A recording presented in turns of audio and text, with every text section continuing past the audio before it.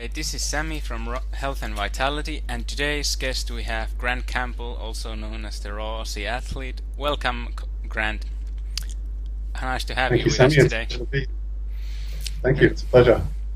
okay, so tell us and the viewers a little bit about how your health was and your lifestyle when you were growing up as a child. Okay, growing up as a child, I just ate what you call a standard diet, but not a junk food diet. My mum would make home cooked meat and vegetable dinners every evening, and we didn't have much McDonald's and junk food like that. I had had some health issues like that I didn't think much of at the time, but except for asthma, which there's a few times I remember having asthma to the point where I wondered if I was going to be able to get my next breath because throat was just all swollen up, and I was doing everything I could to get a little bit of air in. So that was pretty severe. I used to get eczema, like red rash on my skin after I would run or have a hot shower and things like that. I used to be allergic to a lot of things, like if I get stung by a bee, I would swell up a lot into a big welt. And if I got bitten by a mosquito, it'd be a big welt as well, and it would be very itchy, and then it would turn into a scab, and then I'd have it for a few weeks, and so that was a problem. If I rolled around in grass, I would get really itchy. If I didn't eat bananas until I was 25 years old because I thought I had an allergic response to them, but in hindsight, it could have just been that I ate them unripe and they made the roof of my mouth itchy. So I thought that I was allergic to them, but maybe it was just that unripe. I'm not sure. Um, yeah, a lot of things, and I developed an allergy to mangoes. For a while, that was getting worse and worse until I went 80-10-10, and then it went away. So, yeah. And as far as fitness, as a child, when I was 11 until I was 14, I did like junior track and field. We call it little athletics in Australia. High jump, long jump, running, jumping, all those things. And I was pretty good at race walking, and but I was quite good at high jump as well and long jump. So I enjoyed all of that, and I used to do a bit of swimming training, but it was all very sporadic. I would only just train for a month or 2 months out of the year, and the rest of the time I was doing nothing, just whatever kids do. I don't know. I guess you're always doing something, but nothing focused, nothing fitness focused. So I would get unfit and then get fit again. And I noticed that whenever I got fit, that my asthma improved and some of my health just generally improved. But it was still nothing compared to how it is now eating 80-10-10. Right. What what led you to search for a healthier eating and way of life? What sparked that? Yeah, it's interesting. You never quite know what it is that's going to motivate somebody to change and choose to be healthier, or just to even be aware, suddenly become aware of the choices that they're not making. And for me, I used to go rock climbing and canyoning with a friend in the Blue Mountains in New South Wales, Australia, and it was a lot of fun. And we were good friends. And he went vegetarian and later vegan, and he was telling me about something he'd read in a magazine. Just about how animals getting slaughtered, how they know they're about to get killed and they're scared and they release all these hormones and adrenaline and things. So, and the idea of that being in the food that you're eating, that fear and that becoming you, and that was an interesting thought. I'd never really considered things like that before. And the other thing he said was about how animals being raised in factory farms, how their needs aren't looked after, and so they end up with cancer and lots of other problems.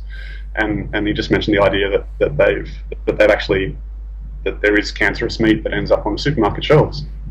So that was that was pretty interesting.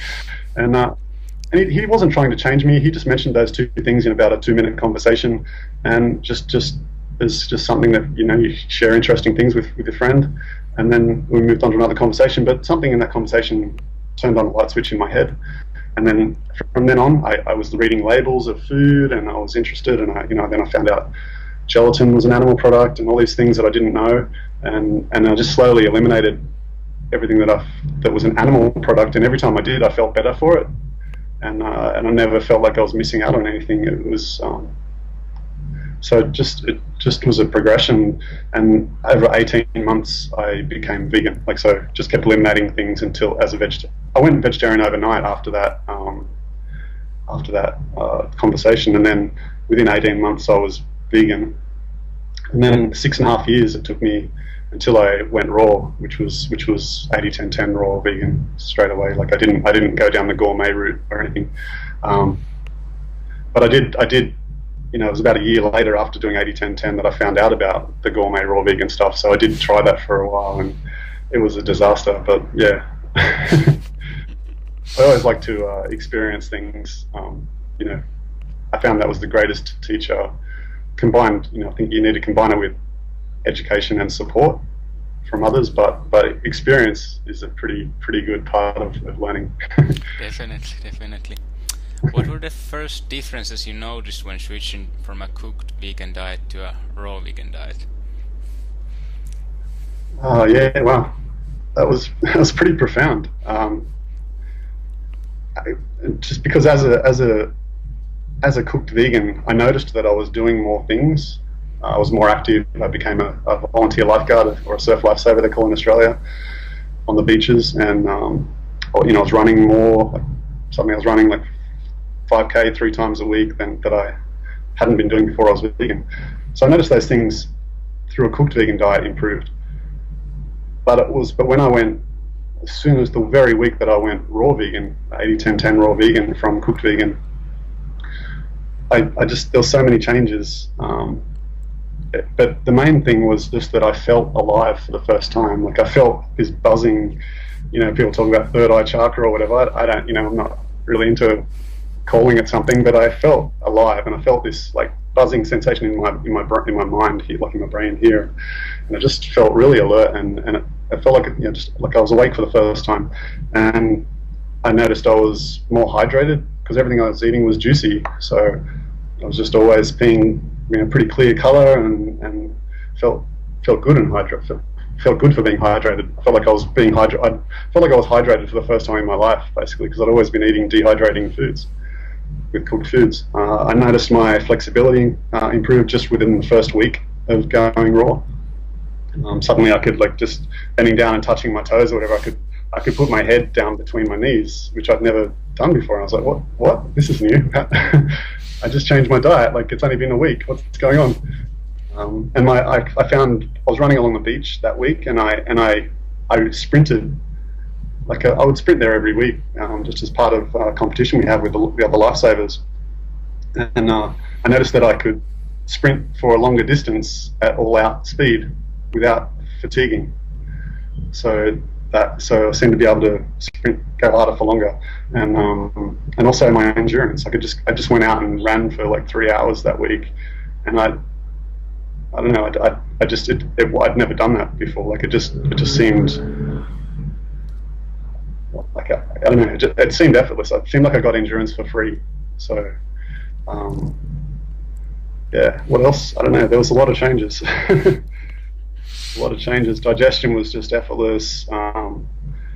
Yeah, like everything was totally normal. Like as far as, you know, bowel movements and things like that, it was everything just worked really well. I was sleeping really well. Just, I don't know, life just got really good really quick, and it's just kept getting better ever since. What kind of improvements are you still noticing by being longer and longer on the diet? Good question. What am I noticing?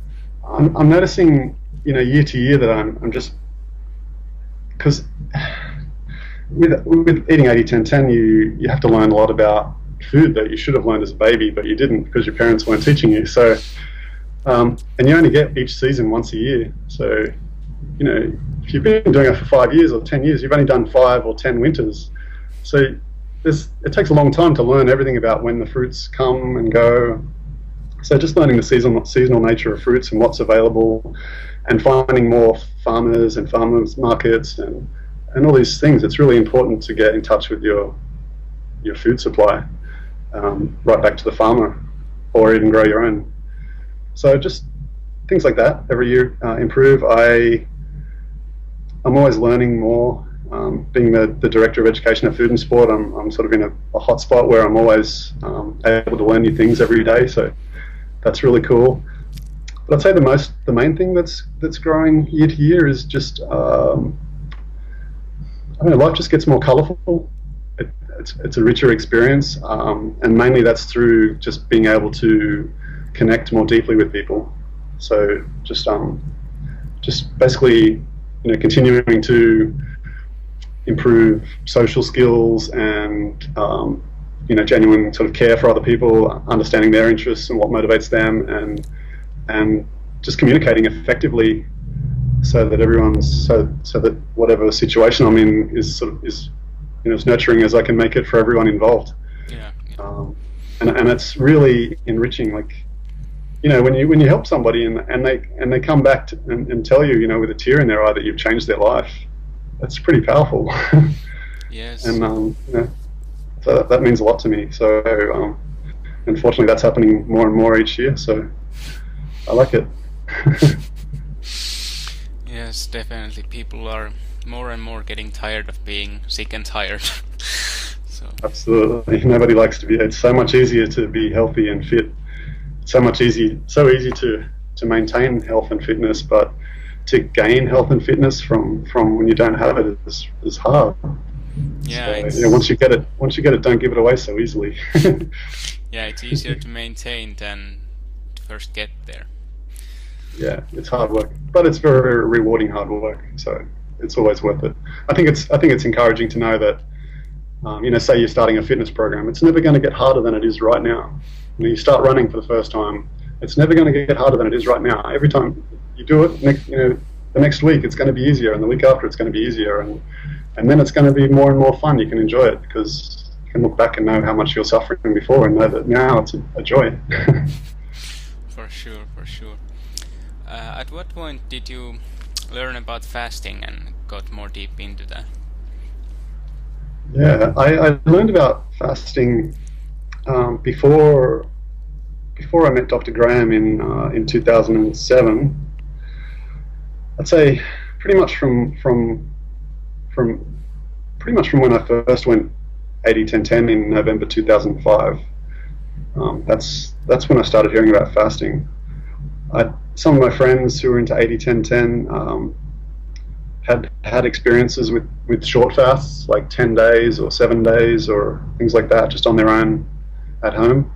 And they'd shared those experiences with me, and I believe them. They were authentic experiences they were sharing, and I'd read about fasting, and it sounded amazing, and it really resonated with me. It made a lot of sense. So I wanted to experience it because I was an advocate of fasting, because just from what I'd read and what I'd heard from people, but it felt shallow to recommend it to somebody if I'd never done it myself. So I felt like I had to experience it in order to be able to help other people, to be able to share that with other people. So, and I also thought that I was certain that I would get health benefits from it, even though I didn't have any overt sickness or disease or anything like that to overcome, and I wasn't overweight or underweight. I was under muscle though, but which I've been working on, which has improved a lot. But yeah, fasting. When I met Dr. Graham in 2007 in November when he came to Australia. That's when they just announced the 80-10-10 Certified Lifestyle Coach program, and that's when I signed up for that program, and part of that program was to do the fast. So the fast in Costa Rica with Dr. Graham. So I was pretty excited about that, and then so in just 2 months later, I fasted in Costa Rica for 29 days. Yeah. What were your experience after that, and did you notice any major benefits after you broke the 29-day fast? Yeah, so firstly, the 29-day fast, I feel like everyone has, let's say, the person that's fasting doesn't always remember things clearly, and everyone that observes the same situation always has a different perspective and tells a different story. So all I can do is speak from my experience. Um, but I remember my fast being pretty easy. I don't remember actually being hungry at all. I was drinking about 5 liters of water a day, which is, almost double what most people drink. But it felt really good to drink that amount, and I certainly didn't want any more water than that. So I stayed well hydrated. I stayed out of the sun, and I didn't go in the sun for more than like 5 or 10 minutes at a time, because we're in the tropics, so it's pretty warm there, even up in the mountains. And what I found from the fast that I got mainly was not so much physical changes, but just internally. Just it was the first time. I didn't realize till I started fasting, but it was the first time that I had ever allowed myself to do nothing as an activity. Like, that was my agenda, was to do nothing as well as I could, and that was really a liberating thing for me, because I always had an agenda. I always was busy. I never wanted to waste time, or be a no hope or no good for good for nothing, or sort of thing. All these things people say to us. But in reality, if you're not well rested, then you can't be clear in your mind. And if you have no time for yourself, if you don't take some time for yourself each day, then you're just living a distracted life, just sort of like just from stimulation to stimulation, and you can't really grow like you do. So through fasting, I gained an appreciation for the importance of being well rested, because I now had a new benchmark for what being well rested is. Because the last 5 days of my fast, I was either asleep or in a deep state of rest for about 17 hours a day. And when you sleep, you accumulate nerve energy. You always feel good when you wake up. And if you can sleep, you need it. So you can't oversleep any more than you can overpee. The fact that I was sleeping meant I was catching up on years of lost sleep.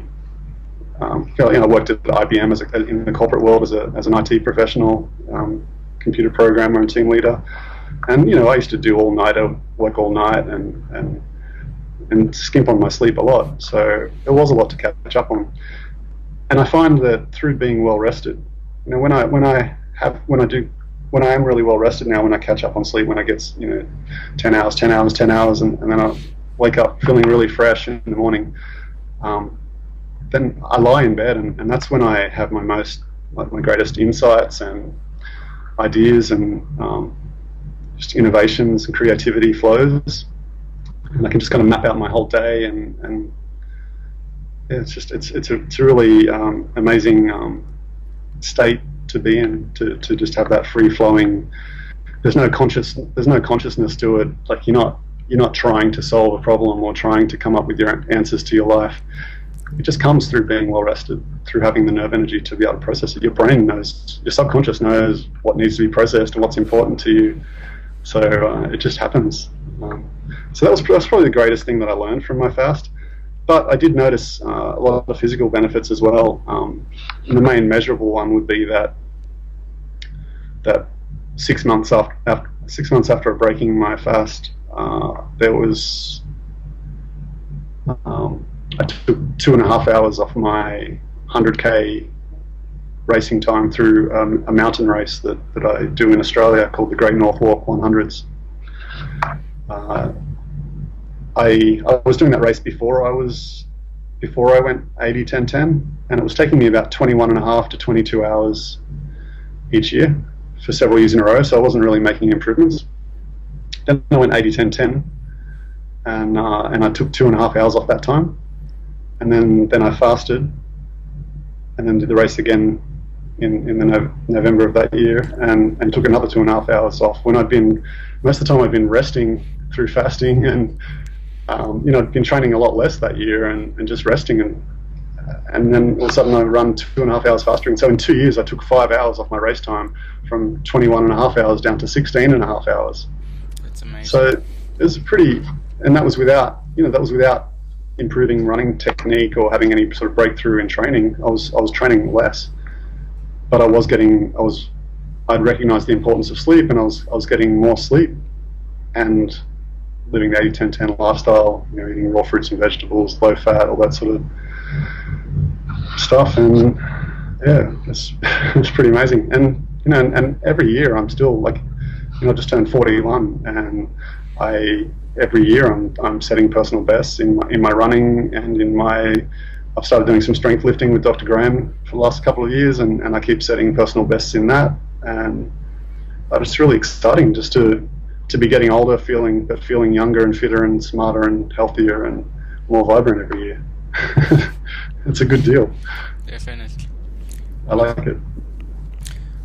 What's your experience on regard to sleep, the importance of timing it properly, aka early nights? How have you seen that in your experience? Yeah. Well, this is one where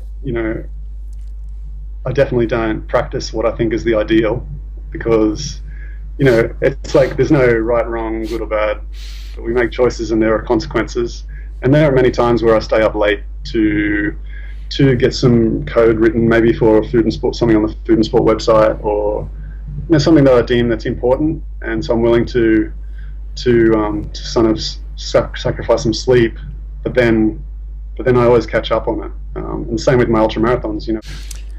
What's your take on an experience in regard to salt and sodium needs for ultra running? Is there been a situation where you had to pop some salt pills or? Well, I've never taken what do they call them, SCAPs, salt capsules. And my understanding is that they're not just sodium chloride, but other minerals as well. But I just eat, if I run a long race, like 100 miles or more, and it's hot, and I'm going to be sweating a lot, then I'm going to eat some celery during that race, and it's going to taste really good, and that's a sign to me that it's the right thing to be eating. In addition to obviously to all the fruits and vegetables that I eat. So I might eat a head or 2 heads of celery in a race. And I find that really hits the spot. When I was on a cooked vegan diet, I ran a 100-kilometer race where I tried. People talk about the importance of having salt when you're during these races, and back then I didn't know any better. And they they have trail mix, like some nuts and seeds and maybe some raisins or something like that, mixed into a mix, and trying to get everything all in one go. And I put salt on one of those mixes and had it for the race. And then when I got into the race, and I'm about a marathon into the race, and I'm really getting hungry. I'm like, oh, cool, I'll pull this out and have some food and get some salt back in. This will be really good. But I hadn't practiced it at all. I hadn't tried it before the race. This is where they say it's important to try things. Don't try new things during a race. And I'm eating this stuff, and there's so much salt in it. It was like when you pour, not that I do this, but if I've seen people pour salt onto a slug or a snail, and it just shrivels up. That's what I felt like I was doing to myself when I was eating this. It was just I actually couldn't even eat the food. I ended up throwing it away it was terrible. So that was my experience with trying to eat salt during a race. But I really find that I don't need it. I used to cramp in races every single time about 3 hours into a race, or about 30k or 20 miles into a race, something like that. I used to get a cramp in one calf muscle and then cramp in the other calf muscle about 5 minutes later, and they'd pull me to, like, I'd basically be walking or stopped to rub them and stretch them, and I couldn't keep running until I addressed giving them a bit of a massage. And but then they didn't cramp again for the rest of the race, which was pretty good. But it happened to me every single race until one race I drank. I blended celery into a big, maybe like a half-liter size, and I drank that before the race. It was more like a chewing and drinking kind of thing. And I didn't cramp in that race. It was the first time I didn't cramp in an ultra. And I was like, excellent, I figured it out. Finally, I figured it out. But then I realized months later that, and I've never cramped in a race ever since then, by the way, and that was some number of years ago. But once I started eating a mineral-rich diet where I actually was eating enough vegetables with my fruit rather than just focusing on fruit more, I don't need to even eat celery or things during races unless it's like, I think 100 miles, it starts to taste good having celery, and definitely more than 100 miles, I definitely need something to add than just fruit. And celery is the best option. Tomatoes taste salty, but they're actually high in potassium, Yeah, the not sodium. savoriness comes So from potassium chloride, so it's not really a exactly, good so sodium it's not source. Like sodium. people always Right, right. parrot that, but yeah. Yeah. So if you did feel better eating tomatoes, then it's more a placebo effect. Yeah. um, but yeah, so celery's it, and I find I can easily, I'm not running as fast as Michael Arnstein, so I can't say, he says that he's pushing human limits, and he needs salt. But what I do know is that it takes 2 or 3 months of having no salt at all, not a single, not a small teaspoon or what, nothing, no salt at all in anything you eat for about 2 or 3 months before your level of aldosterone changes, which is a hormone that you produce that regulates your potassium and indirectly regulates your sodium levels. So if you produce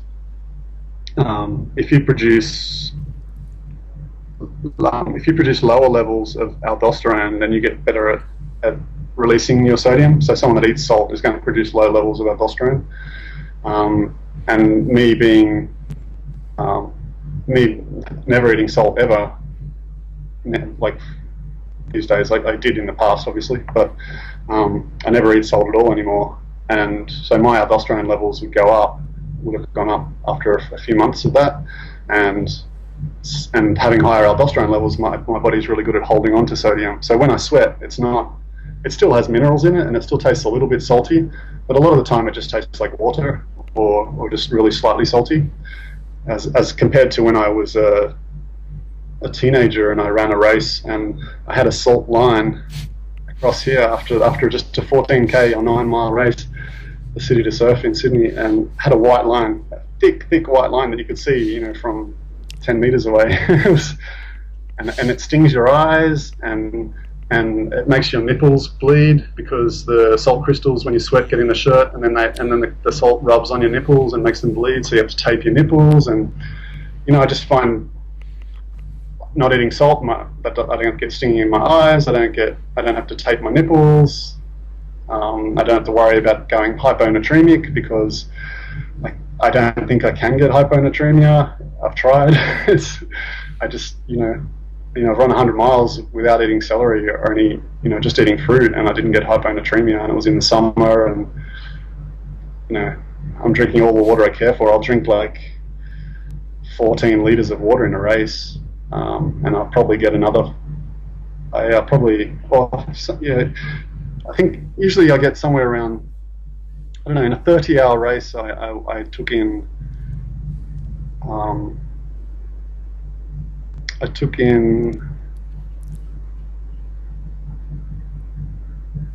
wow, what are the numbers? I took in more water from my food than what I drank, and I drank 10 litres, and I took in 14 litres from my food because I had mostly mangoes. I had 40 pounds of mango, or 18 kilos of mango, which gave me 14 litres of water, and then I drank another 10 litres. So I took in 24 litres of water from my food and drink in a 30-hour period, and I didn't get hyponatremia. That's a lot of fluid to take in without taking in salt. But I was getting minerals from my food a little bit, but I already had plenty of minerals in my body to draw on, and I just topped those up after the race by eating plenty of salads and plenty of fruit. So Yeah, maybe. it's easy. It's so easy. But it's hard. It's hard when you do eat salt, because it can be done. You can get hyponatremia if you give up salt and just go 80-10-10, and then 1 week later run an ultra marathon. Your body hasn't adjusted its aldosterone levels yet, so you're still going to be throwing off a lot of sodium. So when you sweat, you're going to lose a lot of sodium. You're not getting enough sodium from your food to be able to maintain that level of throwing off sodium. So your sodium levels can get dangerously low, and you can get hyponatremia, which can be life-threatening. So Yeah. you've got to be careful during those first few months of going 80-10-10 if you're going to do extreme endurance sports where you're sweating a lot. I'm not talking about playing a basketball game or something like that. That's like, an hour or 2 hours, no problem. But if you're racing for 24 hours or more and you're sweating the whole time, it's a very real consideration getting hyponatremia. Yeah. But not once your body's adjusted to not having salt. Definitely. What's your experience been on the importance of oral hygiene and in regards to oral health and the importance of greens in the formula? Mm-hmm. Well, I think oral hygiene is important to all of us because none of us want to lose our teeth. I think the zero maintenance model is appealing, but it just doesn't work. The more dry things you eat, the more food is going to be sticking in your gum lines, and the bacteria will be attracted to that, and basically the idea is that the bacteria poops on your teeth, and the feces of the bacteria is very acidic and eats away enamel. I think what you eat definitely has a big impact on your oral hygiene. I once ate a huge salad when I was just getting new to 80-10-10, and I followed a salad that Frederick Patenaude had put out, and it was a huge salad, and it had all acidic fruits in it, like pineapple and kiwi, and I didn't know about those. That you can't even barely get those. It's really hard to get those fruits to be properly ripened in Australia because they pick them so early. So I ate this big salad of really acidic kind of unripe fruits, and my gums swelled and receded a little bit from it. So that wasn't very cool. So you got to be careful of things like that. But I ate a lot. I ate a lot of it, a large volume. So don't eat until you hurt yourself. Don't eat until don't eat figs until your tongue bleeds. As appealing as it may seem. People tend to take that as a personal challenge, that they just keep going and going, and then their tongue is all tingly for days. Or then you can't enjoy your next meal. So it's really not worth it. No. But sometimes you got to experience these things.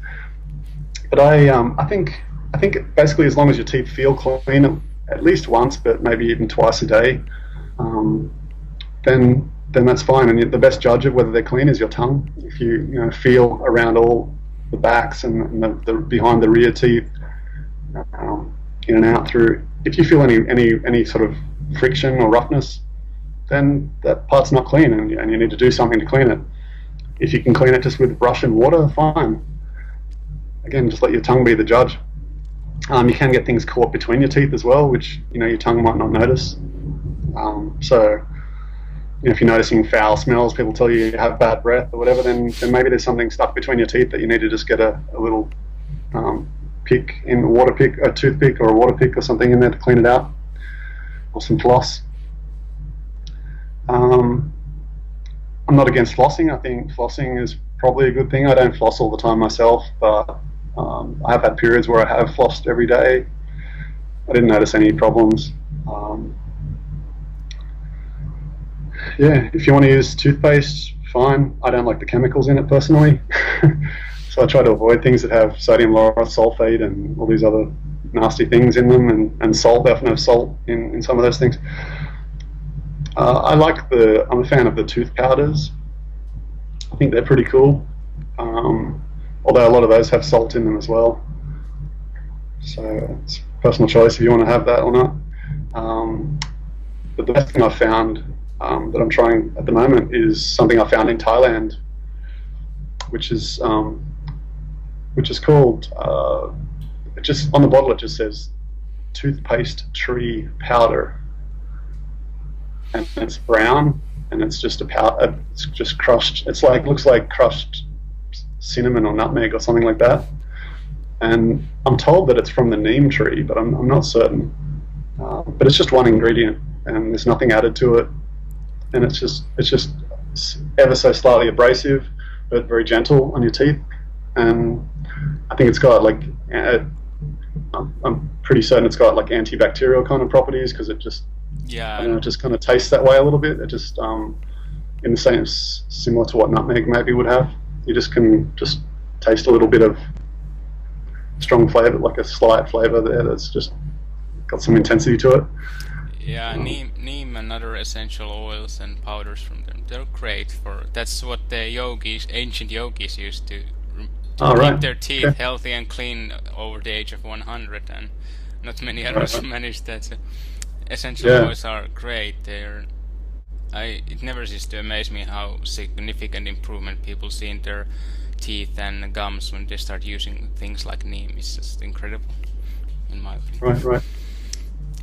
Cool. So yeah, I think, and I think if you do get teeth problems, you know, when you've got compromised enamel, or you've got holes like cavities in the teeth, or you can't. It gets to a point where you can't manage it yourself anymore. It can get quite, you know, as much as it would be really nice to be able to think, oh, if I just live healthfully, I can reverse everything and go back to how it was as a child. It doesn't tend to work that way. People tend to, the cavities keep getting worse, and then you lose a tooth, and, you know, with a root canal, or get a tooth pulled out, or something, a bridge, or something horrible. So, you know, I would suggest that if you do have teeth problems, that probably going to a dentist and just getting it fixed is probably the best thing you can do, and just stop the problem progressing. You can't ignore your history of health. So, you know, it's nice that we've discovered healthy lifestyle now. It would have been nice if we could have done it since we were born, but we didn't, and so we've got to pay the consequences for what we used to eat, and you know, hopefully we won't cause any more problems with our teeth. Yeah, people often tend to demand like an instant 180 difference when they are 1 week on 80-10-10 or something after eating 20, 30, 40 years of junk. You know, it's gonna take much longer than that to reverse that. I mean, if you dig a hole for 20 years and you start filling it up after that, it's gonna take a long time to fill it back up. You know, it's always the quick fix that people are after, the instant gratification. It's just but that comes with an even higher price. Price of convenience or shortcuts.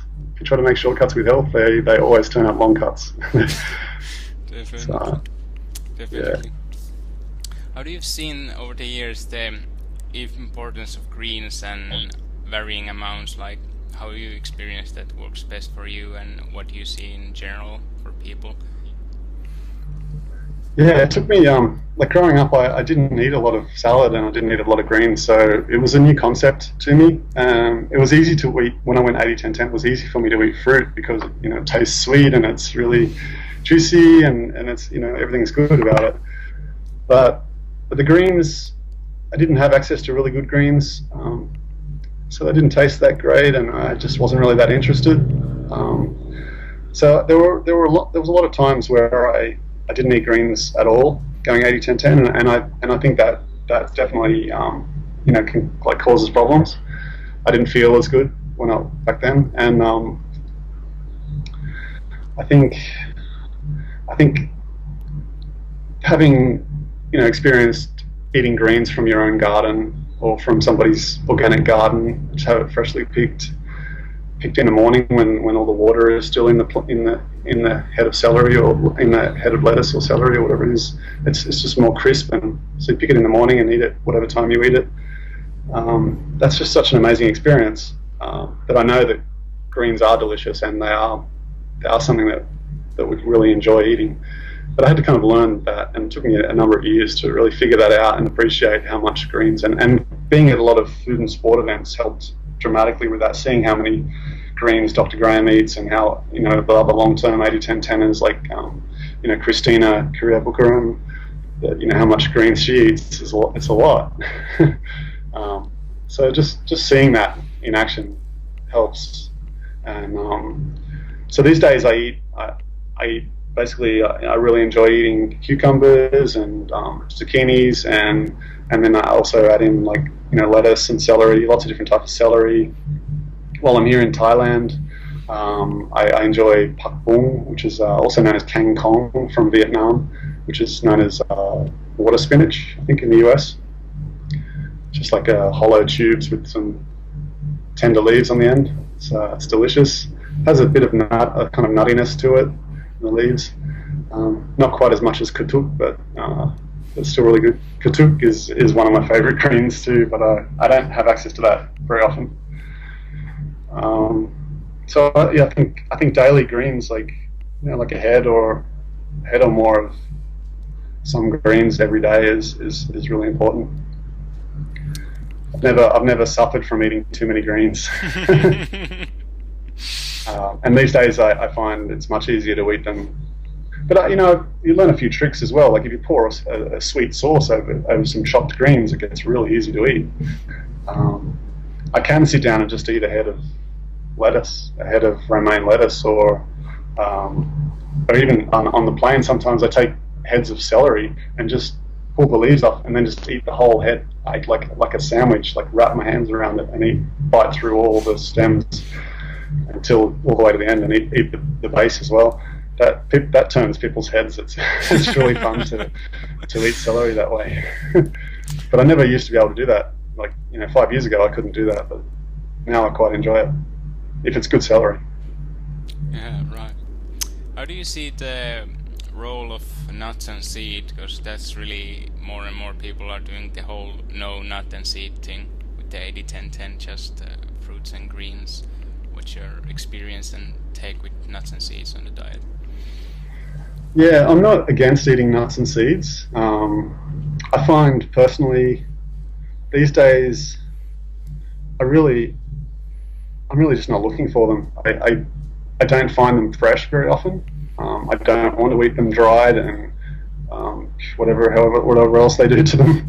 But the ones you buy as raw nuts that they have as raw nuts in supermarkets, they've been dried. They've taken most of their water content out. They go from whatever it is, like 70% water down to 4% water, something like that. So, I've had a lot of fresh nuts. I've had fresh pistachios and fresh macadamias, and I've had fresh green almonds, and they taste pretty good, and they're really chewy because they have so much water in them, and it's a completely different experience to eating the crunchy nuts that we're used to being sold. But they're only in season for such a short number of weeks each year, and then they go moldy unless you dry them or cook them or roast them, salt them. So I don't think we're meant to eat many nuts and seeds. I think it's fine to eat them, but it's really just going to be for a short time of the year and in small quantities, because I find because the nuts are so chewy when they're fresh. If I ate 10 macadamia nuts, by the time I've cracked them open and pulled the nuts out and then chew, and then get the next one and do that again. If I've done 10 of those, I'm over the process, and I'm satisfied that I don't want any more macadamias. and that's well before you start feeling sick or bad from having too much fat. But if I sit down to the dried raw macadamias, you can just grab a handful, stick the whole handful in your mouth, crunch them, swallow, and then the next thing the bag's empty, and you feel sick, and you want to stop because you feel sick, not because you're satisfied. And I just, I did that enough times that I just don't really, that doesn't interest me anymore. So I don't know. I'm just really not. I'm just disinterested in nuts. If someone makes me a dish that's got fresh raw nuts in it, great. If it's got fresh raw seeds in it, like hemp nuts or whatever. Even if they've got some legumes in it, like that I don't normally eat, like sprouted chickpeas or sprouted mung beans or something like that, or alfalfa sprouts. I'll eat them if someone prepares them for me, but I'm not going to buy them. I'm not going to put them. If I've got a choice about what I'm going to eat, that's not what I'm going to choose, because everything else tastes so much better. Yeah, it's always ends up trouble when our modern day living sort of bypasses the natural safeguards. Like everyone can just go to a Whole Foods bin and get a bag of nuts, and you never do that. Yeah, exactly. Yeah, it's just like, I don't know. If you go back to what Dr. Graham says about like what would you make a meal of, they're the things that we're designed to eat. And I can't make a meal of macadamias. I can't make a meal not and still feel good. Yeah. and I can easily make a meal of fruit. I can make a meal of greens. Like I can make a meal of cucumbers, but I can't make a meal of. I wouldn't want to make a meal of sprouts or nuts or seeds. What's your take on using limes and lemons as a dressing and that sort of thing? Because with the 80-10-10 and natural hygiene approach, you remove all condiments. So, what's your take on using those? Because it's not like people are making meals of lemons and limes either. So, what's your take on that? No, that's true. It's true. And there's always, it's never about rules. It's always guidelines. Like we have food combining guidelines, not food combining rules. Yeah. And although you could eat a miracle berry, a miracle fruit, and then the lemon and lime will taste sweet, but that's kind of cheating. But I don't know. I've had some really amazing sauces that some of the 80-10-10 chefs at Doug Graham's food and sport events have made. Like it really makes it very special and tastes really good. And you can get some authentic flavors like even some Thai sauce flavors with coconut and lime, and sometimes it's nice to experience those flavors again. But again, my personal preference is I never buy limes or lemons. I'm not going to put it in unless somebody is requesting to have some specific lime or lemon, a few drops added to some sauce or whatever it is, or over their greens maybe. I don't know. I'm not sure exactly why I came to just avoid them. It's just not. I don't miss them. I enjoy the food without them. It doesn't. Sometimes it destroys the food. Sometimes I think, wow, I really wish this lemon wasn't in this sauce, or I really wish this lime wasn't in this sauce, or wasn't on the salad. It's too much. But occasionally people get the balance right, and it's absolutely delicious, and it really does add to the dish. So, but yeah, I don't know. I'm a simple kind of guy, so when I make my own food, even when I prepare a meal and don't just eat the raw ingredients alone, I'm not adding lime or lemon. How do you see seaweeds? Do you ever eat them yourself, or any your experience with those? What do you think of seaweeds in general, in 80-10-10 or otherwise? Seaweed I haven't eaten for many years. I don't really remember how many years. I don't know. I'd say over 4 years I haven't eaten any seaweed, I think. I don't know, seaweeds are protists. They're somewhere in between plant and animal. So there's that whole ethical kind of discussion. You don't even know what a protist really is. I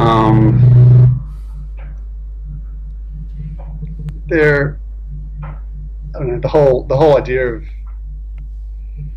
it's like when they sell you sea salt and they say it's got all the minerals that we need, every single one of them. Well, seawater also has all the minerals that we don't need, all the heavy metals and all the things that we're trying to avoid. So they don't put that in the advertising, right? So, but they say it has all, 88 or all 93 or whatever minerals that you need, the full spectrum, and da-da-da-da-da. So, I don't know. I think it just comes back to, I look at foods that I used to find that I would eat in unhealthy ways, like things that I would overeat on, or things that I would, like a bag of nuts that are dried. I would just eat the whole bag, and that never felt good. And I think the saltiness of the seaweed is very stimulating, and the same with eating salt on your food. When you get used to it, you kind of need it, because otherwise you're not used to not having that nut. Otherwise you don't get enough stimulation from the meal. You're not satisfied. But when you never have it, you don't miss it. It's like someone that's never smoked a cigarette in their life doesn't miss a cigarette. But it's someone that's having one every day that they need it, or they're in trouble. They can't sleep. They can't enjoy life. I think it's the same with salt, and I think I tend to put seaweed into that salt category. There is one cool ocean plant, sea purslane, which I really enjoy. It's ridiculously salty, but the salt is inside the plant. It's inside like it's. I don't know if you've ever had it, but it's like a thick kind of green that grows out of the water, and inside it's just like a balloon of salt water almost. But it doesn't. I don't know. It doesn't seem to dehydrate me like if I ate salt, like I get really dehydrated because it's bound up inside the plant. It's bound up with carbon. I don't know. It seems to digest well and feel good, and so just adding a few of those leaves, onto a salad can be quite delicious without being like overwhelming saltiness. Yeah, but that's probably about all I would try in that area. Yeah, it's kind of like the land green salt wort that's been used for a very long time in Japan, for example. They used that before they started using salt. It absorbs so much sodium from the soil. It's incredible. It's very salty, but it's like that. It's organic sodium in the plant, so you don't get the problems that you would get with inorganic salt. So that's also indoors, etc. It's really great if you have access to that. I don't know that I would have it every day. It's something I've only had I think twice in my life, so I can't really talk about what it's like to have on an ongoing basis. But those 2 times I've had it, I really enjoyed it. What's your experience on the importance of keeping the overall fat percentage under 10, and your experience being? Sorry, you just broke up a little bit there.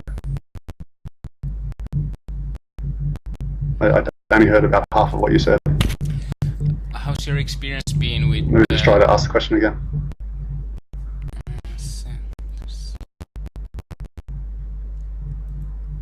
It's still broken.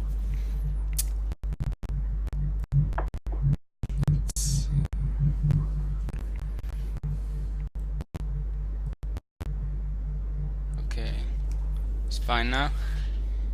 That sounds good. Okay.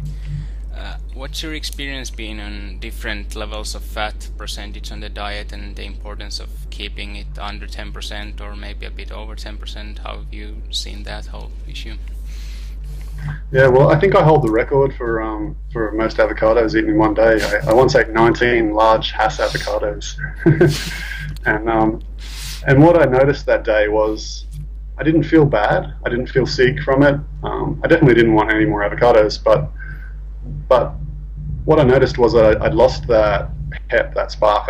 I didn't feel like going for a run up the mountain, which I normally would have done. I was quite happy to just sit at my desk and work on my computer and kind of do nothing. So that was a big difference. I lost that initiative to enjoy life, to giving me that edge. But separately to that, I always, if I'm doing an ultra marathon, whenever I've got a race coming up, for at least 5 days or a week beforehand, I'll have no overt fats. Even when I'm here in Thailand and there's durian everywhere, I just won't have it. Because I definitely feel better performing just on juicy fruits, and I think overt fats are important to have from time to time. If you never have overt fats, your body kind of seems to, I don't know, it seems to be really challenged by them when you do have them. It's really overwhelming. So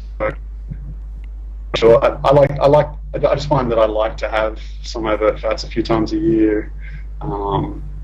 Like when avocados are in season, or when I'm in Thailand, there's coconuts. Then I'll eat the young coconut meat if it's like jelly. I just find I perform best. Like if I'm going for peak performance in my athletic endeavours, then it's definitely no overts works better. But then at other times when I'm not looking at peak performance, I'm just in a training schedule, then a bit of overts here and there, it just kind of feels good, and it doesn't really bog me down or anything. So yeah, so I just kind of have a bit of a balance where I just enjoy them sometimes and then avoid them other times.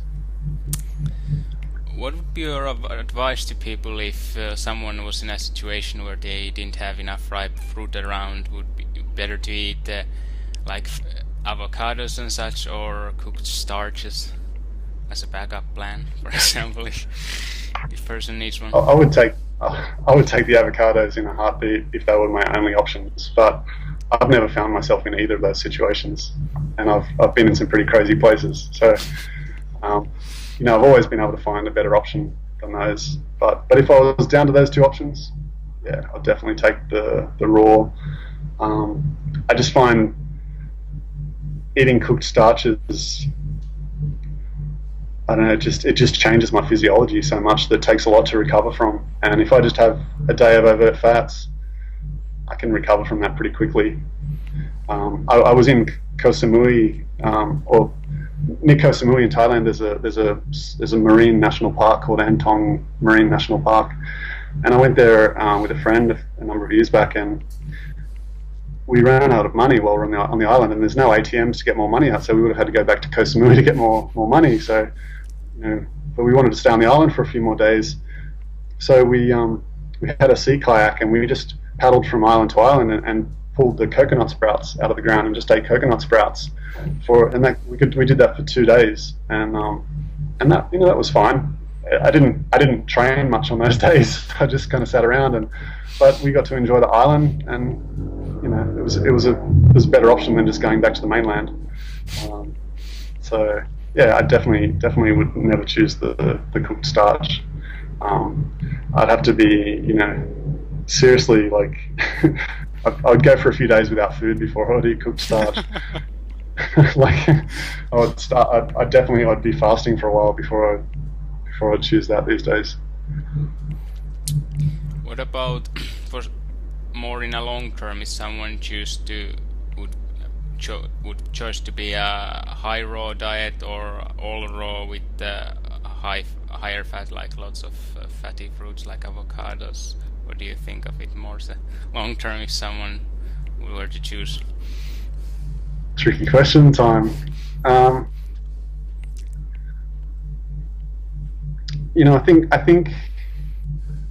think if you're doing either of those things, neither of them are ideal. Okay, right? Yeah. Accept that, right? Kind of like choosing the lesser of two evils.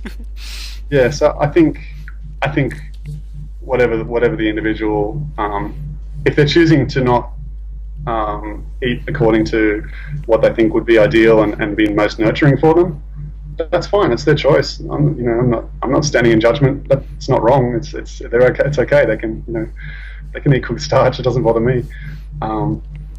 So I really think that whatever they enjoyed the most, probably be what I would recommend. So for me, I guess I would choose the bit of extra fat in the diet and stay raw. Probably be more enjoyable existence for me than having the cooked starch.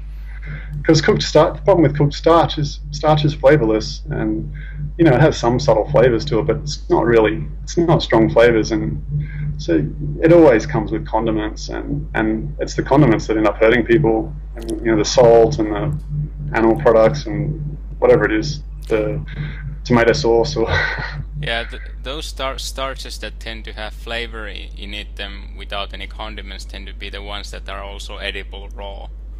Like carrots and sweet potatoes and stuff. You can eat those exactly. raw. You can. If you shave them small and finely enough, you can. They're not going to digest as well as fruits and other vegetables, but you can eat them. But the sprouted legumes are reasonably edible as well. I'd probably rather eat some sprouted legumes than eat raw sweet potato. Yeah, some of them are, but many of them also they're still toxic. Sure. When you even after soaking and sprouting, like even a handful of raw kidney bean sprouts, they can even kill you. Yeah, but you got the snow pea sprouts and pea sprouts, and I don't know, some of them are okay. There's 4 or 5 that come to mind that are reasonably edible, but still a far second to fruits and vegetables. So. Yeah, a far third, or a third, if you will. Yeah. Yes, definitely. It's just incredible how our society and the whole health movement is so embodied in the fact that carbs are bad, fruit is bad, sugar is bad. It's the mixed messages are. Yeah, it's so funny that like that refined carbohydrates, like refined sugar and flour, that they're the devil, but refined fat, aka oil, which is the same thing just in a fat form, that's like the healthiest thing ever, like coconut oil, Yeah. extra virgin olive oil. I mean, how can you? It amazes me how the oils that people use, like extra virgin olive oil, they're so accepted as healthy foods and good fats, and nobody even thinks of them as refined. And it's 100% refined. This couldn't possibly be more refined. It's only fat. Yeah, Everything else is exactly. taken out. Yeah, exactly. It's like it's worse than eating just a bag of white sugar. I mean, at least the sugar you could fast and easily absorb, but eat a cup of oil But, instead, then you know that's but there's a gonna. great video on YouTube called "How to Make Yourself Diabetic in 6 Hours." Have you seen that one? Yeah, The Nick guy eats Delgado. Yeah, something and yeah, and then drinks oil. Yeah, it's not good. definitely not. How's your experience been with in regards to calories and the importance? Like, there's this whole crowd that you need to X amount of calories every day and etc. You need to just smashing it, force it in like over what you Yeah. need. And what's your take on that whole Well, matter? I mean, I think it's ridiculous to say to eat, recommendations some people make, like to eat a fixed amount of calories per kilo of body weight. So I've got some friends that are pretty heavy. They're not going to be able to eat 120 bananas a day. it's it's not going to be helpful. That's not going to get them where they want to go. Yeah, I think I kind of believe in the calories in, calorie out model, uh, for the calories that actually get absorbed into your body. Then it's calories in, calories out. So whatever calories, whether it's fat, carbs, or protein that you don't use in a day, they get converted by your liver to fat and stored as visceral fat or just fat on your body. Um, yeah, it's pretty simple. So I don't know. That race I did in December, that was from the coast to the highest point in Australia, took me 41 hours, and I think I tend to eat about 3,500 calories a day on average. But obviously when I'm racing, I eat a lot more than that. I've eaten. I think during that race, I probably ate about 15,000 calories during the 41 hours, maybe 16,000 calories, and and during the week, like when I finished that race, my gluteus muscles in my butt, like my butt was much smaller. The fat around those muscles had definitely been depleted. I lost about I lost about I lost at least 10 pounds during that race, during that one race. 10 pounds. 10 pounds lighter when I finished that race. And for a whole week after that race, I ate and ate and ate and ate. I was shocked. I'd sit down and eat 20 bananas, and then 30 minutes later I'd want 10, 15 more. I just kept eating and eating and eating. It was unbelievable, and it didn't just happen one day. I must have been eating like maybe even 5,000 calories a day for. Anyway, so basically my butt went back to normal again, because I don't have a big butt, so I needed to get some little bit of fat back there again. So yeah, basically what I burned off in that race, I put it back on in the next week, and then my eating just went back to normal again. So I really just eat according to how I feel. When I'm satisfied, I'm satisfied. There's and I just kind of stop. It's not. I don't know. I tend to. I used to be more about. Used to have this kind of issue where I would, whatever food I bought, or I've been the consumer of by purchasing it, kind of felt responsible for it, and I wouldn't let. And if it's going bad, then I'll just eat it all and compost it in my body rather than letting it compost in nature. There's nothing wrong with composting food in nature. It's good for nature, and it's not good for me to eat more than I need, because it just creates gas and ferments and putrefies and makes horrible smells, and So, and it doesn't make me feel good. It takes away my energy. So, yeah. So I don't know. I just eat according to how I feel. And if I'm hungry, I'll just keep eating and eating and eating until I'm satisfied. And if I'm not, then I'm not really interested. Most days I eat twice a day. Yeah, but I eat a lot in a meal. Yeah, people need to get in contact with their bodies and eat intuitively till they're satiated, rather than just blindly, intellectually stuffing themselves to eat Yeah. X amount or whatever. Yeah. That's kind of silly. But it's difficult to it's like, how do you teach someone to be able to do that? You can't. It's not something that can just happen overnight. Yeah. So you just have to learn to acknowledge all those emotions that you're feeling and be willing to feel them, and Yeah. just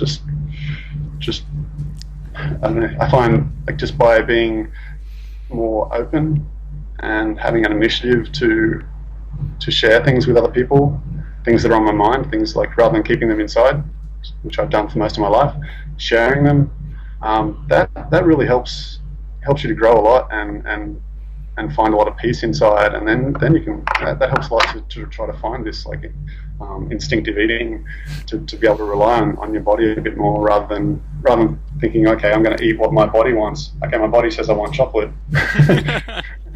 My body says I want a cigarette or coffee, or no, that's not your body. That's like an addictive, like, stimulation kind of Yeah.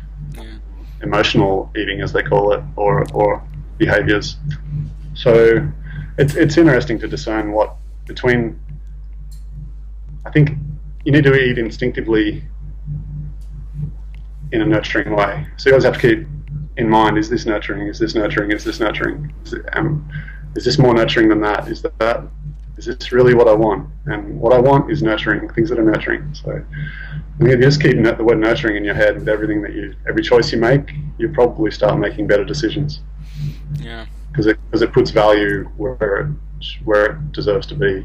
Whereas we often place value on, you look out in society and most people are valuing status, like, being strong and macho, or having a lot of money and being king of an empire, or status, wealth, power, things like this. And they're not things I value at all. Yeah. They're valuable things if having those positions in things that I really believe in, that I value, but they're not things that I focus on. Yeah. So that might be worthwhile advice for people who are new to the lifestyle, because they'll start to think they eat 2 bananas, I'm full, and then they go eat cheeseburgers or whatever, because they're just under eating so hard. Yeah, well, you can have 4 or 6 meals in a day if you need to when you start out, just to train your stomach to start. If your stomach's used to having small quantities of food because you used to have oil and calorie-dense foods and animal foods, then you need to start growing your stomach so it can. So when I eat a meal, my stomach bulges out, but an hour later it's back to, like, washboard, stomach again, which is really cool. But you have to practice making it stretch. So the only way you can do that is by eating a little bit more than what you care for. Not eating till all you can, because that hurts and that causes problems. But somewhere between all you care for and all you can enables your stomach to start growing. Same as when people come up for water fast. They start out just eating a few small bites and they feel full. But then on each meal you're eating a little bit more and a little bit more and a little bit more, and then 3 or 4 or 5 days after a 3 or 4 week water fast, your stomach's kind of getting back to somewhere near normal capacity again.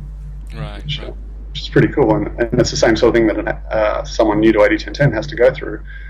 But the difficult thing is they don't really have any benchmark for doing that because they've never experienced it before. So surround themselves with a supportive environment, people that have done it, watch what other people eat, watch videos of how much people eat. Just trying to get an idea, get some sort of benchmark for what normal is. Right. Have you seen that over the years at all? Because I've noticed that some people, when they start 80-10-10 or such fruit-based raw vegan diet, that then when they do it after a couple of months or a year or two, they've significantly increased their triglyceride levels, and I see it as an issue that they have malfunctioning fructose metabolism because of all the years of eating high fructose corn syrup and all that stuff. So it takes time to heal that, and maybe they need to, do the many small meals because they can't handle a lot of fructose at once because of the compromised fructose metabolism. And then they eventually give up and they just go eat another way. Have you seen that at all in regards to 80-10-10 eating with anyone? I've heard people say that they've had that problem. Personally, I don't think that is the problem. I think, like there are tests out there that tend to diagnose most people with the problem. Like there's an iodine test out there that some people are promoting that tends to tell you have an iodine deficiency. If it's telling most people they have an iodine deficiency, it's like, hang on, this seems to be a biased test, right? And I don't know. I tend to. It's not something I've looked deeply into, but from what I have looked into, I get the feeling that this fructose intolerance test is a bit perhaps biased. Right. So I don't know. It's a difficult area. Obviously, people are experiencing real problems. They're not making this up. But I don't think it's fructose intolerance. But yeah, I don't know. I can't really say why. I don't have like a scientific paper to say this is why. It's just my feeling. My feeling is that people that tend to have those problems, that like the people that I've known that have had those issues, tend to they're not really doing 80-10-10 to start with. They're not into fitness. They're neglecting a lot of lifestyle factors, and I think there's a lot of blurred lines that contribute to possibly to the issues that they're having. But I don't know. Sometimes, people from their past lives, like from their past diets and lifestyle choices, definitely cause damage. I know one person that says that 80-10-10 doesn't work for them, even though they tried it for quite a few years and seem to be doing successfully on it for quite a while. And they did a lot of drugs before, and they just really they came to the conclusion that there's some permanent damage inside them. They don't really understand what it is, but I don't know. And I don't know. I think it's interesting. Like the mind can justify things as well. I'm not saying that people are making stuff up, but I'm just saying that I definitely see cases where people's mind, like people talk themselves into things. Yeah. Like in Nazi Germany, people that were good people in society, and then suddenly they're executing people, and it's like, well, hang on, what happened? Like, how do they sleep at night? Like what? Right. And obviously there's a lot of what goes on, but the mind's pretty powerful. If you spend enough time entertaining some idea, then there's a good chance that you're going to go down that path. Same like if you say you're trying to go 80-10-10 and you've got some favorite cooked food fast food that you walk past every day. If you just walk past it with disinterest, it's not even going to tempt you. But if you start playing over in your mind, oh wow, but it's so cheap, and oh, it's on special, and if I just have a little bit, then you justify doing something that you don't really believe in. It's not in alignment with your core values. It's going to eat away at your integrity by choosing something that you didn't really want to choose, and it's all negative things. But the mind, if you use the mind, the ego will take you there if you let it. Yeah, people always. That's what most people do. They call it. I'll just have a treat. They call it always a treat. I mean, it's like, come on, how is harming yourself treating yourself? You need to change the whole mindset. Yeah, you need to have that treating yourself. Treat yourself with health. Go for a walk along the beach in the sunshine. That's a treat. Go for a swim in the ocean. Swim with dolphins. Take a holiday to somewhere tropical. Not drink alcohol or whatever it might be. Yeah. I mean, I want to know when I'm having fun. I don't want to waste time. Be aware that I'm having fun and what I'm doing. And I think another thing I see people get caught up in is that they try to do multiple programs at the same time and wonder why none of them work. You know, it's like you can't do 80-10-10 and, you know, and juice fasting or something at the same time, or you're not going to get.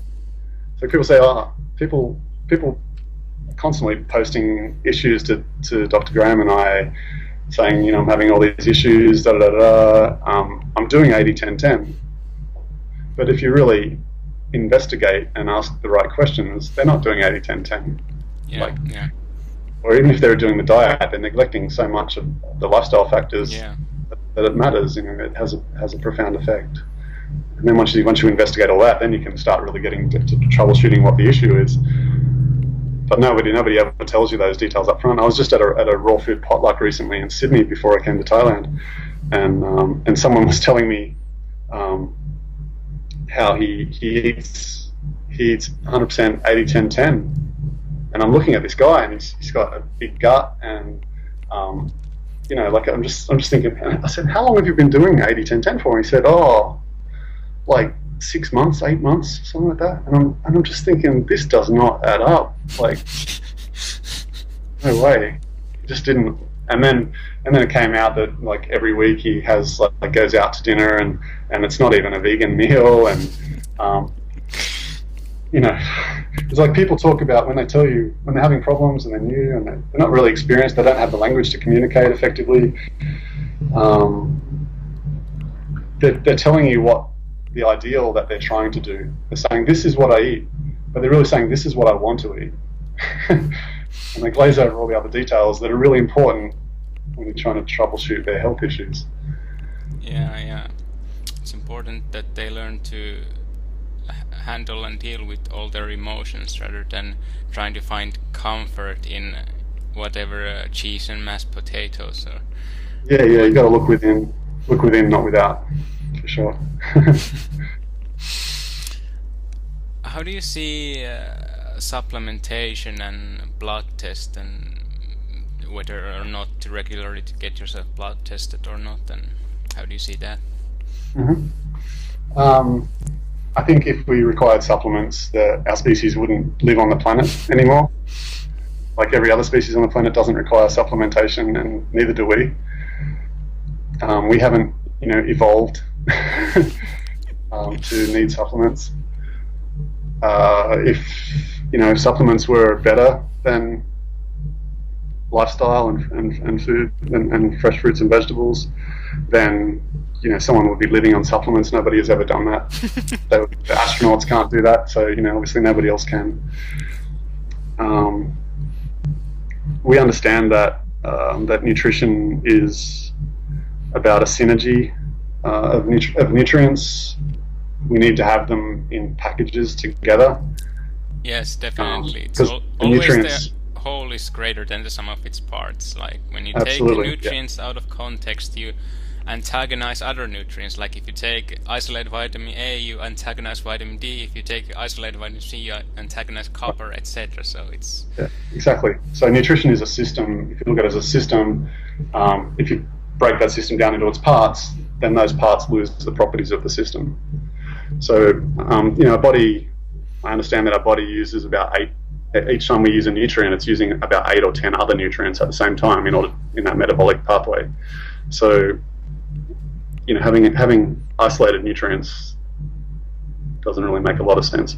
I do recommend supplements if not as supplements, but as an emergency medical.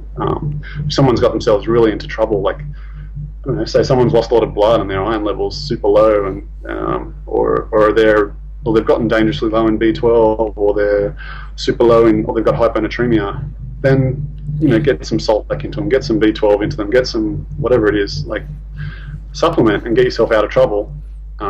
Take away the life-threatening situation. There's no point being a martyr, you know, to be be a purist and die a martyr. Yeah. There's no value in that. That doesn't help anybody. Yeah. But I don't. Yeah, but then figure out what caused the problem and remove the cause of the problem, because something caused that deficiency. And sure, some people have had injuries or health, compromises to their health that means they are dependent on supplements for the rest of their life, and that's just the way it is. So, but for for your average person that's trying to be healthy, and I don't see any need for supplements. I tend to be of the school of if you are experiencing symptoms, then look into it and do something about it. Don't just say, oh, it's just detox and ignore it. Yeah. Like a lot of people do. Just call things detox until you die. Because it's not always just detox. Sometimes it is. But if you're experiencing significant problems, then you should get it checked out. Find out. Don't be scared of doctors. Obviously, it's nicer to have a doctor that understands about lifestyle, but sometimes, if you're going to go to a dentist, sometimes you just have to go to a dentist that maybe isn't a holistic dentist. Sometimes you just have to get things fixed, and they know their trade better than you do, and they can usually help. Sometimes they cause problems though. So it's up to you. You have to be discerning, but don't be fearful of doctors. Don't avoid doctors because they do know a lot of stuff that is useful and practical, and certainly for emergency situations, they're fantastic. Yeah, definitely. Doctors are really good when it comes to acute issues. It's the chronic things that it's not their area of expertise. Yeah, exactly. And so. As far as, I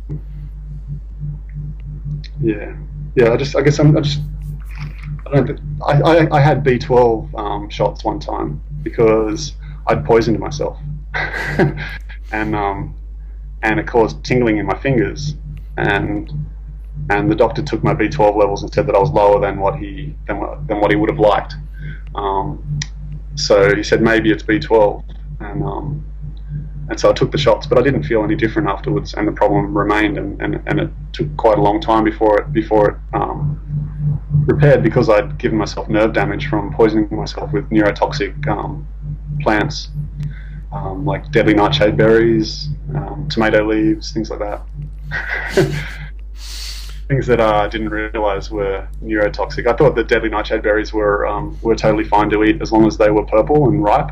But when they're green, I thought that's when they're deadly. So you learn something new. But so I think if you were deficient in something and you took a supplement, you should feel different instantly. Like a lot of people I know take B12 supplements, and when they do, they just feel like amazing. Like just energy comes up, and they feel like a big difference. So I think that should be the experience that should tell you whether you were deficient or not, rather than just looking at numbers. I'm not a big fan of blood tests and things like that. I think it's important, obviously, if you're in an emergency situation, to analyse that stuff. But I think people get focused on numbers too much and lose the plot. The numbers are based on the averages of people in society rather than what is ideal and healthy. They don't base the numbers on like elite athletes or people that are they don't base it on 80-10-10ers, long-term 80-10-10 raw vegans that are fit and get enough sleep and balance all the lifestyle factors. They don't. The numbers are based on the averages in society, and so I think the numbers are skewed. The things they call normal ranges, I don't think they're necessarily what you should be aiming for if you want peak health. And so, so what do? We just have to. The numbers mean something; they're not to be ignored, but you just kind of have to be a bit discerning about which numbers. Some of the numbers in our blood tests you can kind of ignore and like not ignore, but take them with a grain of salt. It's the expression. Just understand that you're probably going to be low in this particular number, and that's okay. But this other one, this is important to be in this range, and this. Yeah. And the numbers change. The numbers change over time as well as society gets sicker and sicker from more and more fast food and poorer lifestyle choices. and being more sedentary and things like that, the numbers change. They change the recommendations. If you look at the numbers of blood tests from what normal ranges were 50 years ago or 20 years ago, they're different to what they are now. Now we're in a society where people are eating lots of fortified foods, like iron fortified foods and B12 fortified foods. And if you're not eating those and everyone else is, then you're not going to fall in the normal range. Yeah, people don't realize that, like, someone is vegan or something, like, oh, you don't get this. Well, you yourself are getting all those things from fortified foods, aka supplementing. They just don't know it because it's just added to the food. They don't realize. And plus, like things like B12. I mean, it's not a well understood nutrient, and like the complex. It's like the whole B complex. I don't know. There's like intrinsic factor, and there's absorption, and whether it's analog or active B12, and there's B12 produced by bacteria inside our gut, and all these. There's lots of things that aren't really known. That there's so many different tests. You can test methylmalonic acid, or you can test homocysteine levels, or you can test B12 blood serum, and there's a few other tests as well. And doctors usually just look at blood serum, and it's really not enough. Is my understanding from what I've read. A lot of people say about it. You probably want to get as a minimum the blood serum level of B12 and the methylmalonic acid measured, which is a urine test, and the and homocysteine level just from a blood test. Get those three measured, and if they all indicate low B12, then maybe you should consider supplementing. Just taking a supplement to see if it makes a difference, and then try to figure out why you were low in the first place and make lifestyle improvements. Right. And the whole reason, like, they have that rule that to fast 12 hours or more for a blood test if you get triglycerides, etc. tested. The reason they put it like that because of the high-fat diet that the normal people are eating. That's the only reason, because otherwise any average person wouldn't pass those tests. Like if you're 80-10-10, you don't need to fast for those. It's fine. So it's interesting when you find out all about those things, why they're in. Well, it's interesting you mentioned fasting there too, because I mean, if you take a blood test of someone that's fasting, and gave that to a hospital, they would just be like, oh my god, this person's like about to die, or this person's, because the sodium will be so low compared to what they're used to seeing. I don't know, my understanding is that medical training in the United States is not, they don't learn about fasting at all. They just have no exposure to it, and they don't see it. When people come into the hospital, they're not seeing anyone that's been fasting, so they just never have any frame of reference for it. But I understand that chiropractors actually, during their training, do take courses in fasting, which I thought was fascinating. I only found that out recently. Maybe that explains why so many chiropractors get into health and run fasting centers. Right. Because they actually get formal medical training in it. Right. How do you see the whole area of exercise and fitness as a part of the healthy lifestyle, and keeping a fairly high level of fitness, the importance of that in a overall healthy, balanced life? And how do you see when it's overdoing something like running, for example, or when to take a break or just back down? Or I think you can't be healthy unless you're also fit. I think fitness is imperative to an imperative part of health.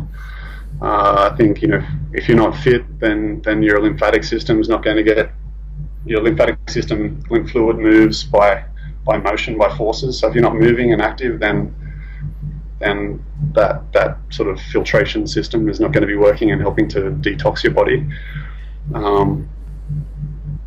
I think as far as going too far and overtraining or under recovering, I think it's there's one good objective measure you can use to see whether you're recovered effectively from training, and that's to measure your waking heart rate, your waking pulse. So when you first wake up, just roll over and look at your watch and just measure your heartbeat for 30 seconds and double it to get per minute, and it should be reasonably low. And say it's normally 40 beats per minute when you wake up, then if you're well rested, and then say you do a race or you train hard one day, and then you wake up the next morning and you maybe only got 8 hours sleep, so you're not fully recovered yet, then it might be 50 when you wake up. And so that's a good sign that, hey, I'm not fully recovered, and so you can take that into consideration with your training, and maybe you'll take an alternative kind of training session. Maybe you just go for a long, slow run instead of an intense interval running or something like that, or whatever sport you might be into, the equivalent. I always avoid pain with my running and weightlifting and anything like that I do. If I'm feeling like, if I do deadlift and I'm trying to lift my personal best, and I feel like a slight pressure in my back that I know is because I'm starting to round my back and not hold good form anymore, then I'll stop. Like I won't keep pushing and try to get that personal best today.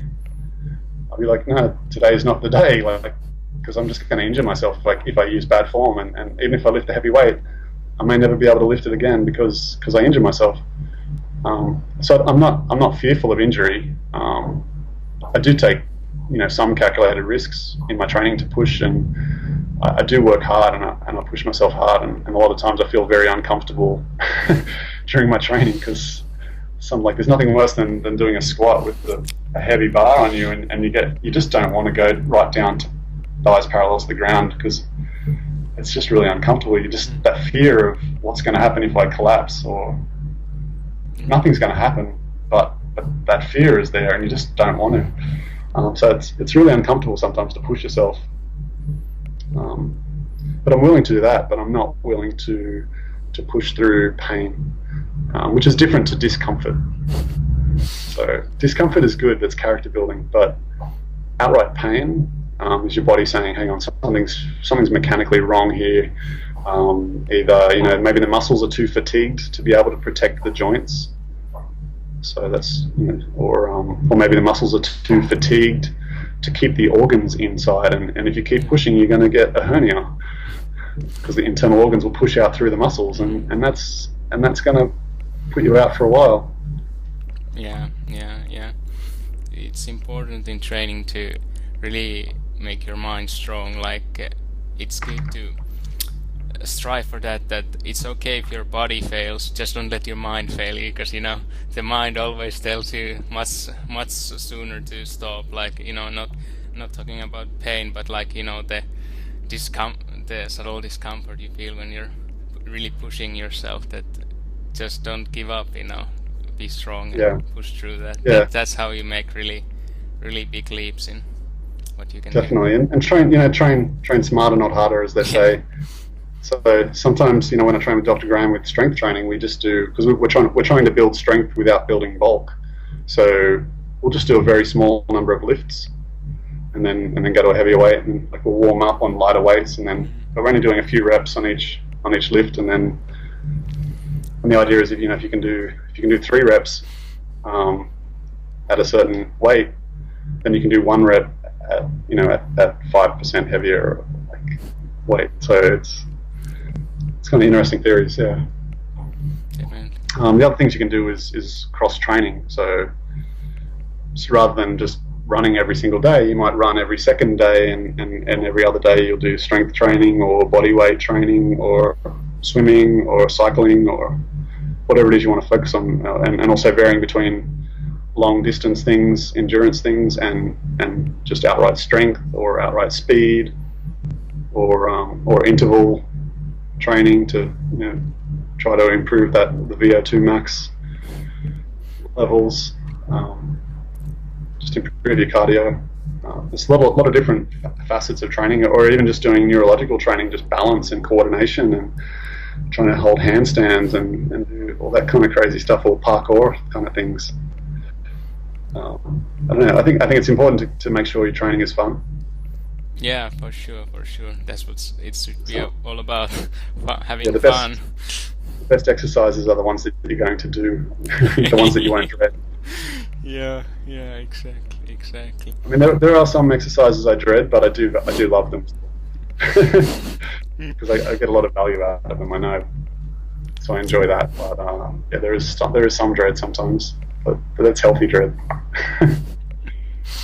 How have you experienced with the eating in regards to training, like the timing, how long before training to eat and after, etc., to be the best, and your experience eating? Yeah, I like to. I don't like to eat sort of closer than maybe 2 hours before training. Um, if I train in the morning, I don't eat anything. So I'll wake up and I mean, I've done the experiments. I can go out. Sorry, I've done the experiments. I can go out and run for up to 5 hours at moderate intensity before I run out of sugars, before I run out of muscle glycogen, and from what I ate the day before. So as long as I ate enough food the day before, I can go out and run pretty much the whole morning, and I'm good. And when I come back, I'm going to be really hungry. But so I can, if I'm just going out for a 2 hour or a 3 hour run, I'm so safe for carbs. I can run as hard as I like, or strength training, or whatever it is I want to do. I'm not going to run out of carbs. So I'm not worried about food. I'm more worried about, and most of the time I don't even have water. But it depends how hot climate it is, and but sometimes I'll have some water. I get most of my water from my food. I do drink some water, but a lot of the time, a lot of the days in the year, I don't drink any water at all. But I'm always hydrated. I'm always reasonably well hydrated. Yeah. Yeah, it's how you seen the timing of meals. Have you experienced that it's better to finish eating for the day early in the afternoon or something versus eating late at night or evening? I think when I eat late in the evenings, it keeps me up longer because it's quite stimulating. Like I get that second wind. So if I'm working on my computer, then I'll end up staying up late just because if I'm mentally alert, then I'll just keep working until I feel tired. So, but if I eat earlier, then I'll feel tired earlier, and then I can get a good night's sleep and sleep while the sun is down. Get a better quality sleep before the rest of the world wakes up. So then you're not trying to sort of sleep into the next mid-morning or when all there's traffic and the sun's out and you have to wear eye masks or something crazy. So yeah, it's definitely better to sleep. Get to sleep at a reasonable hour. I love, my life is different like all the time. I travel around a lot and I have commitments to things. Sometimes I stay up late or whatever, but I feel best when I'm averaging at least 8 hours sleep, and when I'm waking up, like when I'm going to bed at say 9 and waking up at like 6 and training first thing in the morning, maybe to get up, maybe drink a little bit of water, maybe not, and just go out and train, and then it's just a great start to the day. That morning, there's something special about the morning. Yeah. Getting out training before everyone else is out, the world's still pretty quiet, and you can appreciate the subtleties and beauty of nature. So yeah, and eating twice a day. So normally I'll train in the morning, eat sometime just before lunchtime, like just before noon, and then I'll eat again, like ideally like around 6 p.m. or something like that, maybe 5 p.m. or 6 p.m. So I'm finished eating hopefully by 7, maybe 7:30, and then I can go to bed, going to bed by like 9 or so. But yeah, but there is a lot of variation in my life, so I don't do that all the time. But that's definitely, if I had to choose a pattern for the rest of my life, that's what I would choose. That's when I feel best when I do that. Do But you, there's a lot of other factors in my life that are just as important. right. Do you notice difference in athletic performance versus when you go sleep early versus later? Um,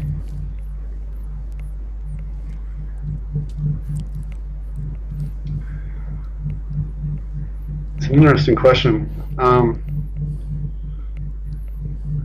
I do feel like I just feel fresher when I train in the mornings. I don't know. When I'm in Australia, I have two running coaches that I train with, and they're always evening sessions, and I train really well. But it's I don't know. This I think there's just something extra in the mornings that's a bit more magical. You have more. You have more. I mean, I think I know what it is. You have more nerve energy in the morning because you've just slept, so you wake up with all this nerve energy that you've accumulated through the evening while you're sleeping, and you know it's abundant at that point. By the end of the day, it's starting to run low, and you get tired, and you can't.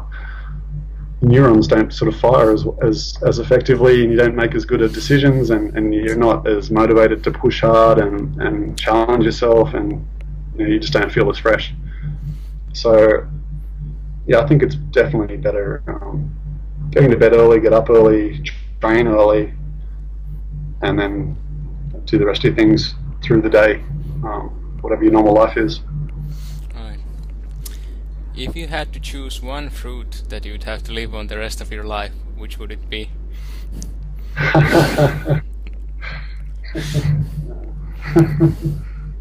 Was there one of those things in Willy Wonka and the Chocolate Factory where it changed flavors all the time? What about a fruit salad tree? Can I graft a durian onto a mango onto a? That's a really horrible question. I think banana.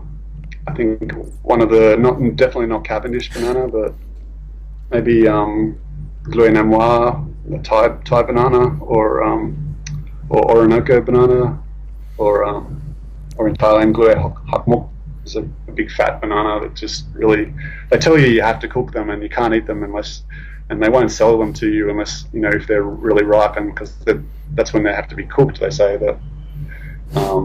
And apparently, the softer they are, the better before you cook them, which I don't understand because when they're soft, they're perfect for eating raw. Yeah. And they're always shocked when they see me eat them raw.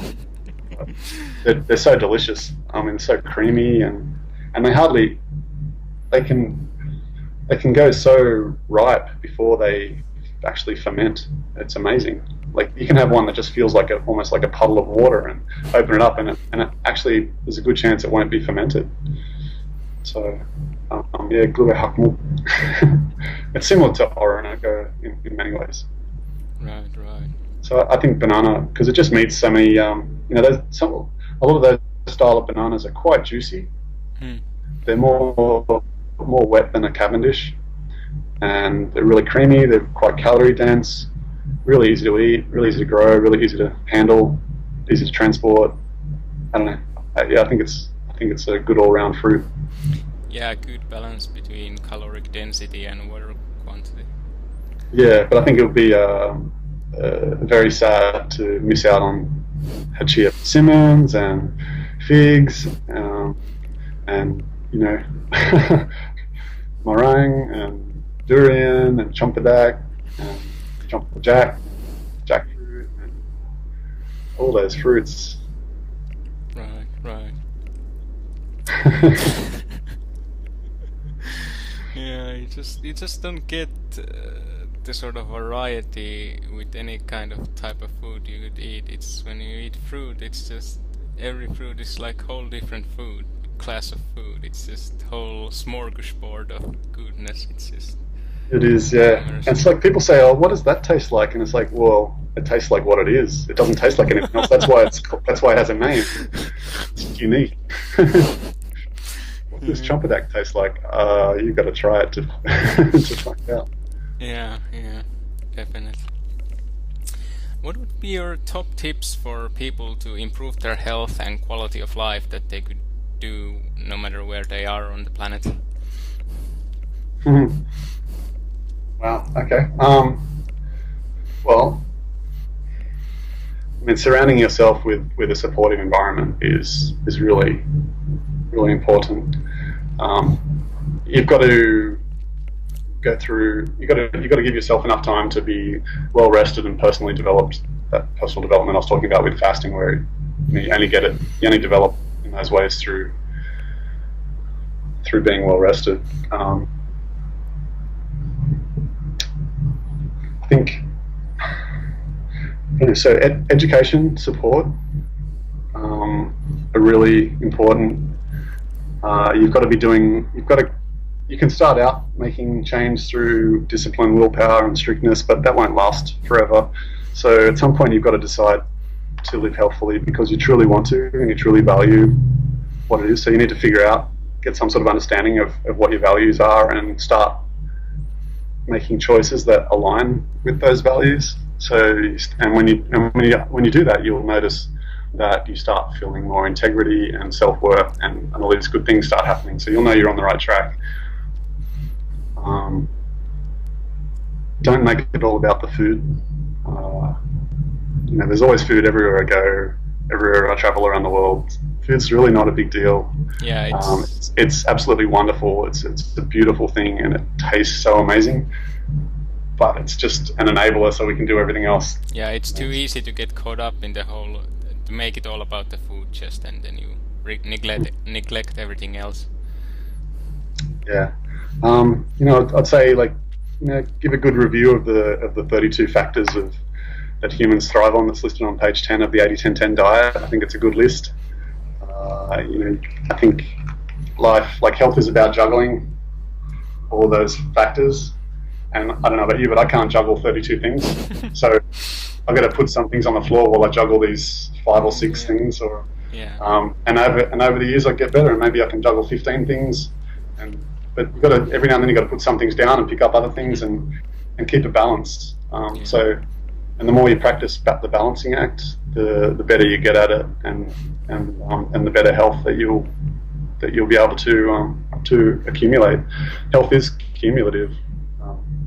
While people say that what you do most of the time, that's what matters, while there is truth to that, the small things matter too. Yes, definitely. It's often the small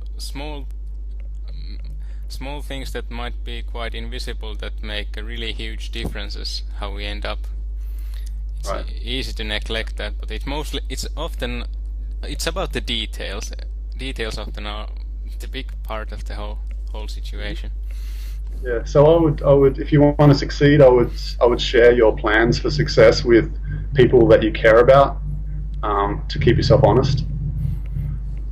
If the President of the United States stood up and said, "I'm going to go vegan," he's probably going to go vegan, because if he doesn't, the people are going to jeer and torment him, and he's going to lose a lot of status points and won't be president for very long.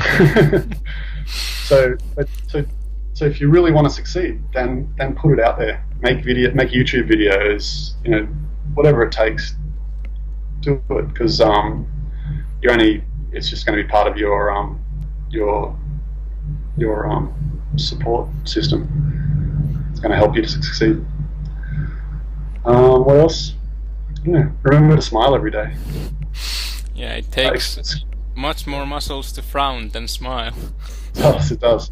And express gratitude daily also. If you see, someone's doing something that you like, tell them that you're proud of them. Tell them that you love them. Tell them, that you're grateful to have them in your life. Be grateful for the things that you do for yourself that are important also. Acknowledgement of things, and celebrate milestones in your life. Don't just aim for big goals and then never get there and be frustrated. So, identify milestones along the way, things that are small and achievable. Use goal setting to get where you want to go. Set realistic goals that challenge you, but that are real. Yeah, they have to be realistic. And if they become unreal, if you realise that they're unrealistic, then reset those goals to something more realistic. Or if they turn out too easy, then reset those goals to something more challenging. But you should always have a challenging set of goals in front of you with the milestones that you want to achieve at each point, and celebrate those milestones. Yeah, with anything. Don't lock yourself in one place. Like if you can't do something, then it's that or nothing.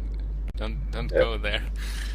And celebrate, and celebrate the milestones with something that you love, like buy yourself a new guitar, or go, buy your favorite fruit that's really expensive, or whatever it is. But just do something you wouldn't normally do for yourself, to acknowledge that you've come a long way. I'd say don't micromanage your weight. I think weight is a result of healthful living, and it takes time. And you can, if you want to monitor your weight, then you can monitor it over weeks and months, not day to day. Yeah. And know that muscle weighs more than fat as well. So if you're getting fitter and stronger and losing fat because you're living more healthfully by going 80-10-10, then you might end up weighing the same weight, but you're going to look a lot better. You're going to look lean and strong, because if you're replacing fat with muscle, the muscle weighs more than the fat. So you could end up weighing the same weight, but actually achieving your goal. So don't make your goal to lose weight, because your goal may be really just is to build a healthy physique. Yeah. So don't mix up conflicting goals. Definitely don't have conflicting goals, or you can't possibly achieve them all. Yeah. I think just do everything with love, and like I was saying earlier, just keep in mind that value judgment of, is this nurturing? Is this the most nurturing thing I can do for myself and for those around me, for the environment, for considering all things? Is this a nurturing act that I'm about to do? Is this the choice I want to make, or do I want to make a different choice? So, yeah. Yeah, get your 12 hugs a day in. So you stay. Get your 12 hugs a day, so you stay 12 emotionally stable. Absolutely, definitely. Hugs. You can't have too many hugs, and most people don't say no. If you ask, people tend to say yeah. Most people are efficient. Yeah, most are pleasantly surprised, because that's not an everyday thing in our society. Yeah, especially if you can give a hug where you just kind of melt into somebody. There's nothing better than that. It feels really good. And hopefully you can get some people that aren't used to hugging, that are kind of a bit cold and stiff. Yeah. Teach them how to hug. Just hug them for longer than what feels, and they might start feeling uncomfortable. Just let them experience that for a little while. So get comfortable. Yeah. Definitely. Because if they can see you're comfortable with it, they will want to be comfortable as well.